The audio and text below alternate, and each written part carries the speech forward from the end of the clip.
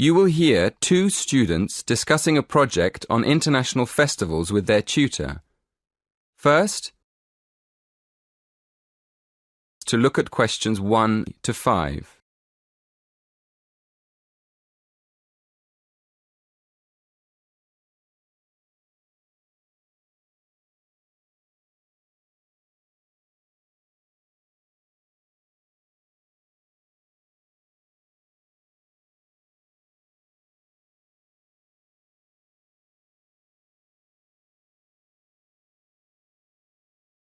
Listen carefully. Good morning. Shall we start by looking at the topic of your project?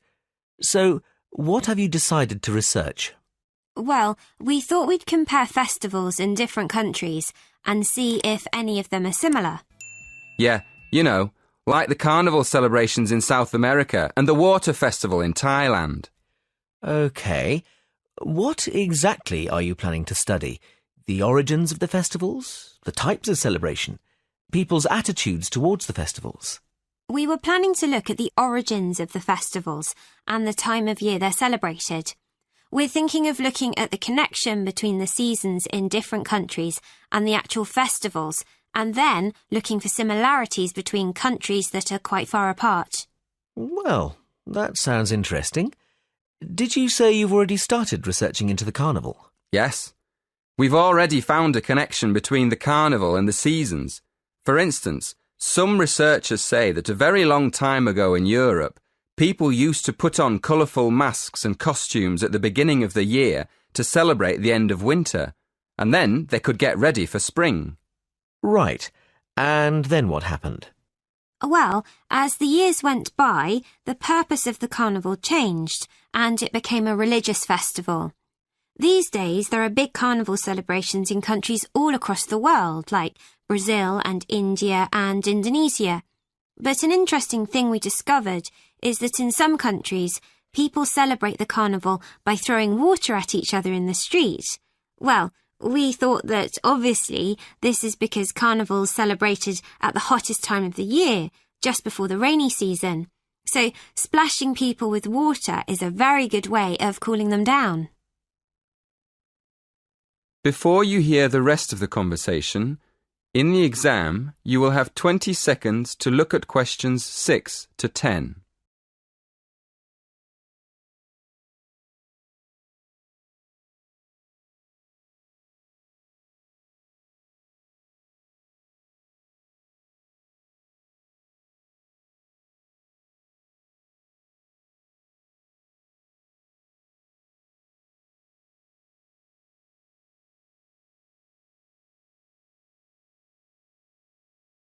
Now listen and answer questions 6 to 10. Yes, that makes sense. Did you look into any other festivals? Yes, we did. What we're planning to do is more research into water festivals. We found that in Asian countries, where there aren't any carnival celebrations, there are still festivals that involve people splashing each other with water. Actually, we found references to them in Burma, Thailand, Vietnam, China and Japan. But we also found a reference to a water festival in Mexico. So we thought we'd look into that a bit more and see if we can find any similarities between these countries. We realised that water is more than just a way of cooling people down in hot weather. It also has a lot of different religious meanings and purposes. For instance, we found that in some societies, water can mean life or wealth or just luck. Yes, and another thing we found out is that these water festivals often celebrate the beginning of the new year, just like the original celebrations hundreds of years ago before the carnival. So, up to now, we found that the carnival and the seasons are linked by ancient traditions and that water plays an important part in the celebrations. That is the end of part 1. You now have half a minute to check your answers.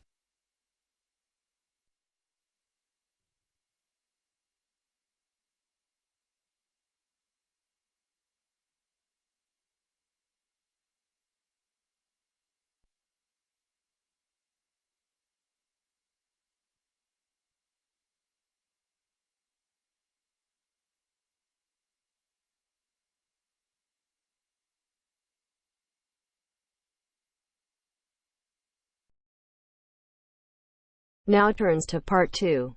Part 2. Listen to the whole survey in the correct order and answer the questions. First, look at questions 11 to 14.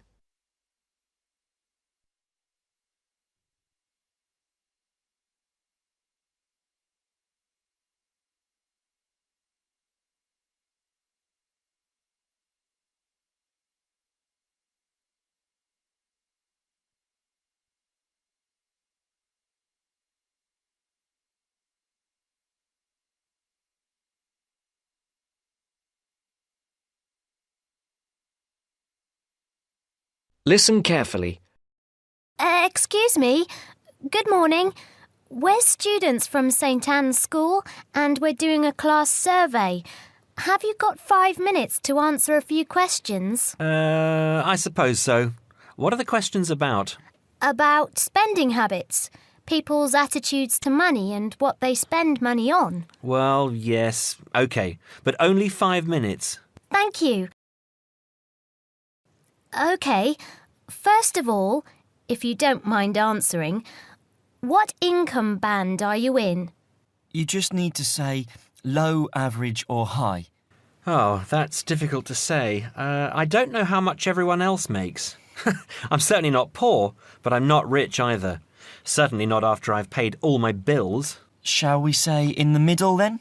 Yes, I think so. And how much money do you feel you have to spend? You said that you have to pay a lot of bills. Yes, I feel that I don't have very much. I earn quite good money, but it doesn't feel like that most of the time. I guess everyone would like to have a bit more money, though. OK, so what do you spend most of your money on? Well, most of it goes on monthly expenses. I've got a big mortgage on my house, and my children's school fees are very high. After I've paid for gas and electricity and water, and all the insurance on the house and my car, I don't have much left. I like taking my wife out to a nice restaurant once a month, but I don't very often buy clothes. Oh, and I collect radios. Old radios. That's my hobby. And how do you usually pay for the things you buy? I use my debit card for most things these days. I have 2 credit cards, but I don't like using them. I prefer to pay for things immediately. Otherwise, I feel I'm getting into debt. I pay my bills online or over the telephone. I usually have between £10 and £20 in cash with me to pay for emergencies, taxi fares and that kind of thing. Before the broadcast continues, look at questions 15 to 20.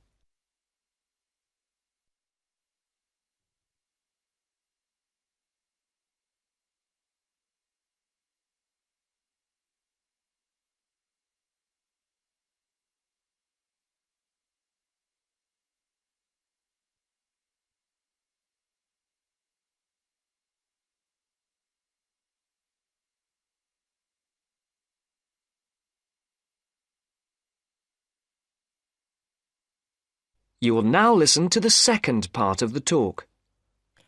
What do you think is good value for money? Not very much, to tell you the truth. Everything seems to cost more than it should these days. I think my telephone and internet broadband package is good value for money, though. That's my telephone line, any number of national calls and unlimited internet use for only £22 a month. I think at least one member of my family is online for an hour or more every day. I think £22 is a very good deal. And what do you think is a waste of money? Personally, I don't understand why anyone buys a new car. They are so expensive, and as soon as you drive them out of the showroom, they're worth £3,000 less.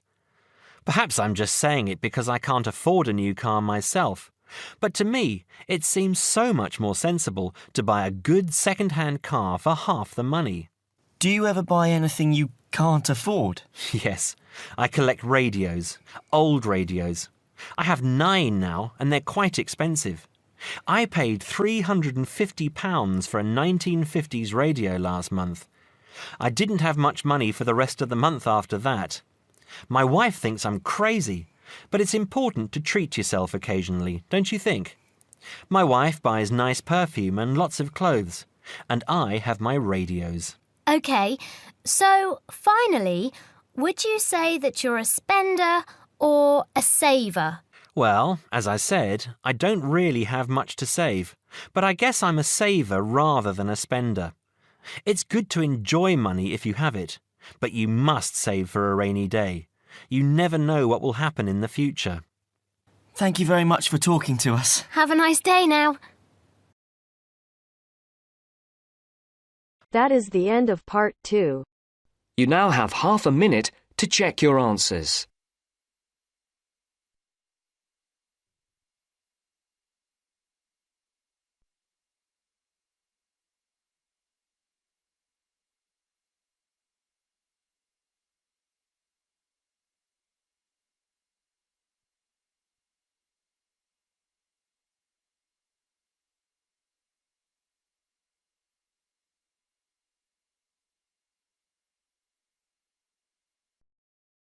Now turns to part 3. Part 3. You will hear 3 conversations. The first and the third between 2 students, and the second between a student and a clerk. First, you have some time to look at questions 21 to 25.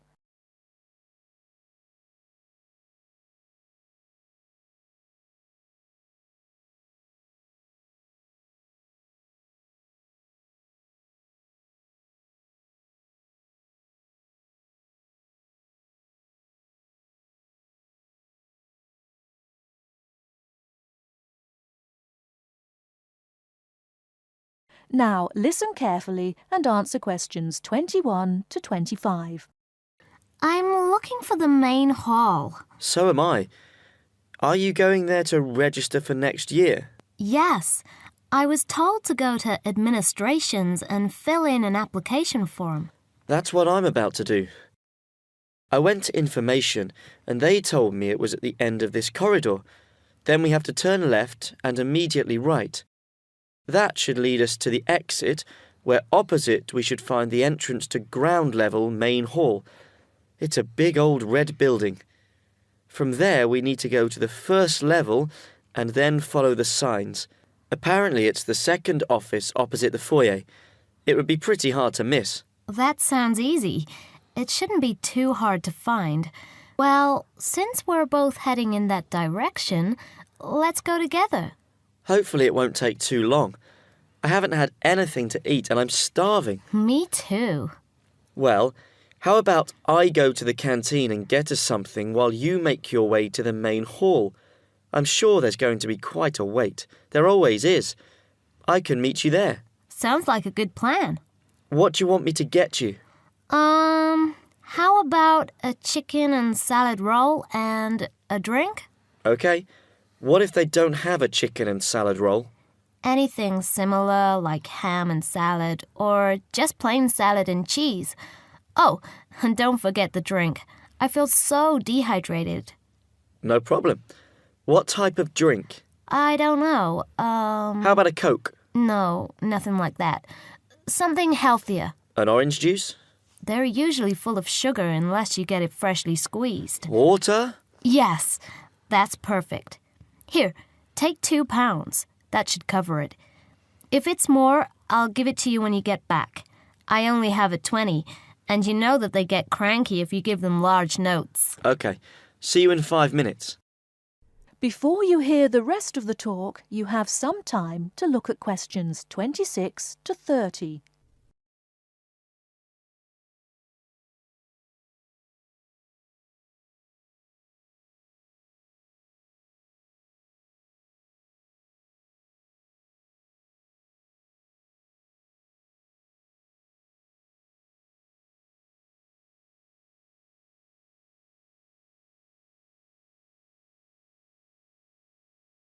Now listen and answer questions 26 to 30.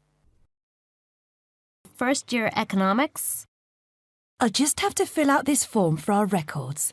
What's your name? Phoebe Payne. Can you spell that for me? Sure. P-H-O-E-B-E-P-A-Y-N-E.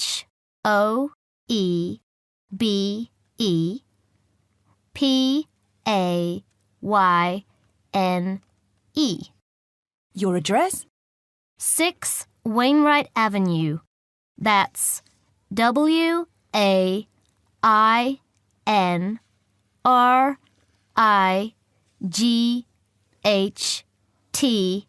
Nottingham.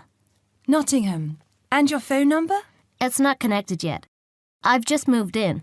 OK. When you get your phone connected, contact us. I'll just make a note that your phone number is to be advised. I'll do that. What course were you doing? Law? No, economics. First year.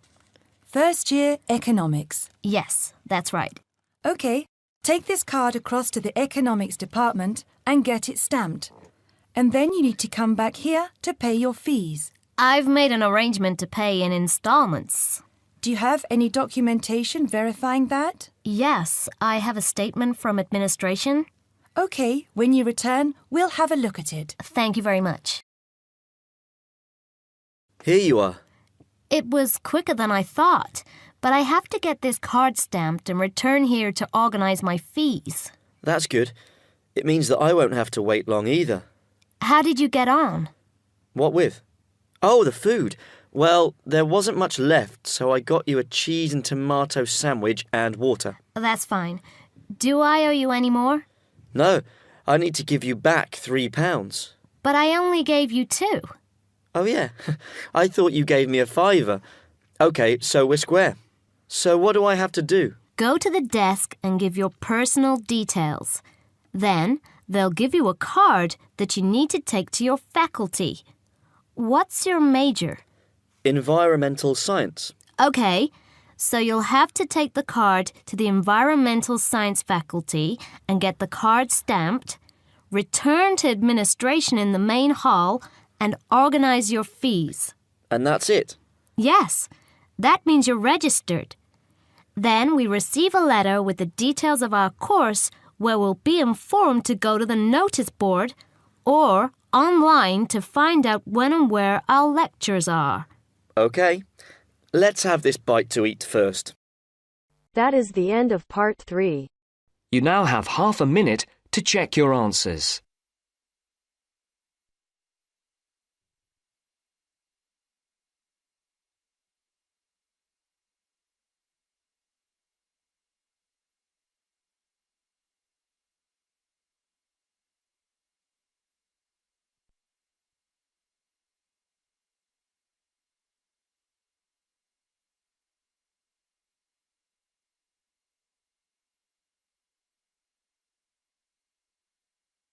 Now turns to part 4.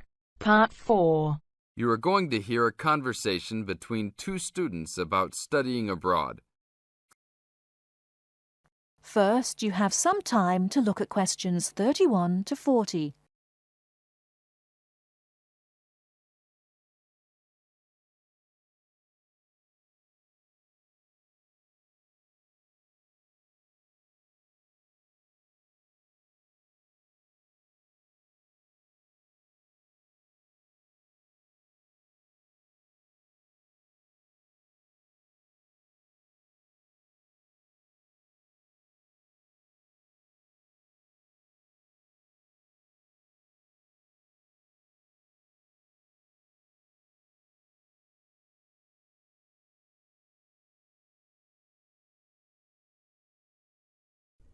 Now listen carefully and answer questions 31 to 40.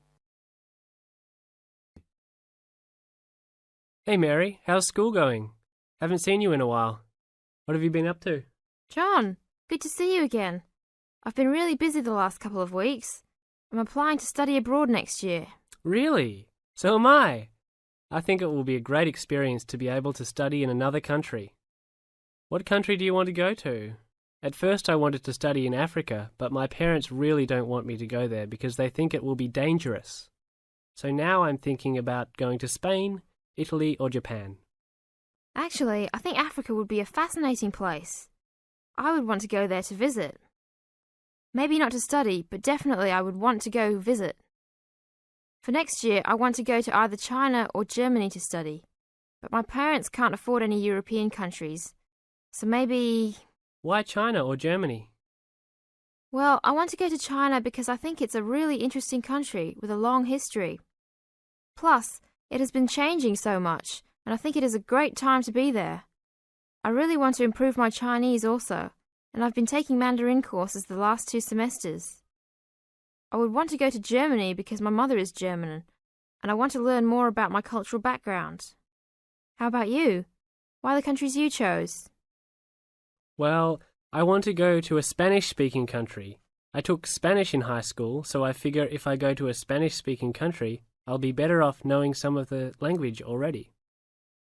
But I have already been to Mexico many times, and South American countries don't have classes for my major, except for Brazil, but they mostly speak Portuguese there.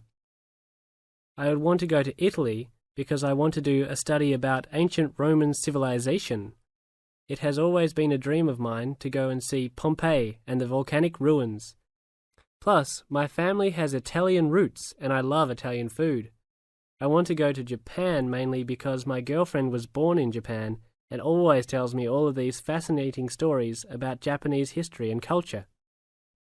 I am a big fan of sumo wrestling also, so I've always wanted to see a sumo match in person.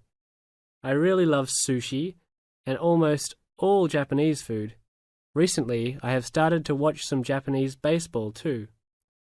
But of course, these are all secondary reasons. My main reason is of course my girlfriend and understanding her culture. I don't speak any Japanese though, so that is my major drawback. I think it is much better to go to a country if you can speak the language. That's great. When do you have to decide by? I have to finish all my applications this week. I'm really stressed trying to finish everything, on top of all my schoolwork. I'm almost done with my applications. I just have to finish the Italy application. I think my last choice is Italy, so I'm doing that one last. How long do you want to go for? I think I'm only going to go abroad for 1 semester, or else I won't be able to graduate on time. I have many classes left until I can finish my degree, and I'm not sure if I will be able to take them studying out of the country. I think I might be able to study in Spain because my Spanish is fluent, but definitely not in Italy or Japan, unless they have classes offered in English. I want to go for a year. I've heard that it's better to go for a year because you get a full experience and get a better grasp on the language. But I understand that most people can't finish their degree in time. It was hard trying to decide which country I would rather go to, but I think my first choice is to go to China. I know Germany will be great also. Either way, I will be thrilled to have the opportunity to study there. What's your first choice? I really don't have one. Actually, I think I'm like you. Just being able to study in another country will be great. Either Japan or Spain will be awesome. Italy will be awesome too. But I've been there a bunch of times, so I think I prefer to go somewhere else. Sounds exciting. We'll have to go to class now. It was great talking to you again. See you around next time? Yeah, sure. See you around. Hope that everything goes well. That is the end of part 4. You now have half a minute to check your answers.